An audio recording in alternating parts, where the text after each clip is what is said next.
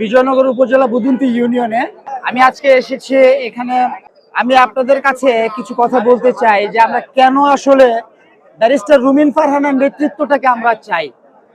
আমি বাংলাদেশ জাতীয়তাবাদী দল বিএনপির একজন সমর্থক। দুঃখিত, 2023 সালের 28শে অক্টোবর আমি গুলিবিদ্ধ হই পল্টনে। তো আমি আসলে কোনো পদ পদবিতে না থাকলেও আমি বাংলাদেশ জাতীয়তাবাদী দলের একজন একনিষ্ঠ কর্মী এবং ভক্ত। তো সেই হিসেবে আমি বিজয়নগর বুদুন্তি ইউনিয়নের একজন নাগরিক হিসেবে আমি ব্যারিস্টার রুমিন ফারহানার নেতৃত্বকে এই জন্যই চাই।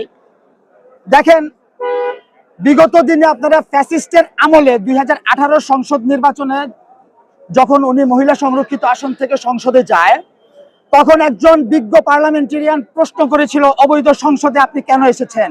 তিনি সাথে সাথে জবাব দিয়েছিলেন, অবৈধ সংসদে চোরকে চোর বলার জন্য আমি সংসদে এসেছি। এইরকম দ্ব্যর্থহীন কণ্ঠে, এরকম সাহসী কণ্ঠস্বর নিয়ে কথা বলার জন্য বাংলাদেশ জাতীয়তাবাদী দলে অনেক কম লোকই ছিল তখন।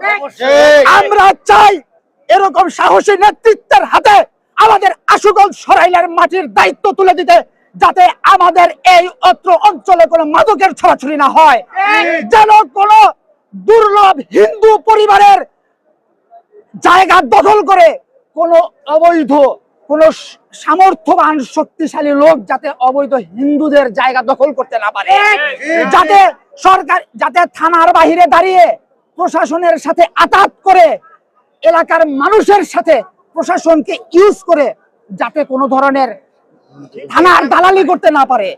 আমরা চাই মেঘনা পাড়ের নেত্রী তিনি। আমরা বিগত দিনে দেখেছি মেঘনা পাড়ে অবৈধভাবে বালু উত্তোলন হচ্ছে। এই ধরনের বালু খেকো, নদী খেকো সন্ত্রাসীদের বিরুদ্ধে যাতে কথা বলা যায়, সেই জন্য আমরা ব্যারিস্টার রুমিন ফারহানার নেতৃত্বকে চাই।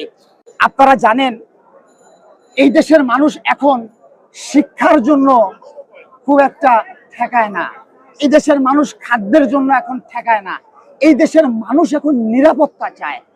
আপনার সংসদীয় আসনে যারা নেতৃত্ব নিয়ে আসবে, যারা সংসদ সদস্য নির্বাচিত হবে, তাদের কাছে আমরা কতটুকু নিরাপত্তা পাই, আমার সম্পদ তার দ্বারা কতটুকু নিরাপত্তা পাবে, সেটাই হচ্ছে মুখ্য বিষয়। হ্যাঁ, তো সেই হিসেবে আমি মনে করি সরাইল আশুগঞ্জের মাটিতে ব্যারিস্টার রুমিন ফারহানার কোনো বিকল্প নাই। সুতরাং আপসহীন দেশনেত্রী বেগম খালেদা জিয়ার একনিষ্ঠ সৈনিক ব্যারিস্টার রুমিন ফারহানা জিন্দাবাদ।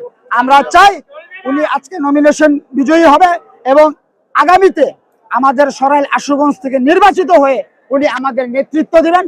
শুধুমাত্র দলের প্রধানের কাছে এটা চাওয়া না, পরম করুণাময়ের কাছে এটা আমাদের চাওয়া।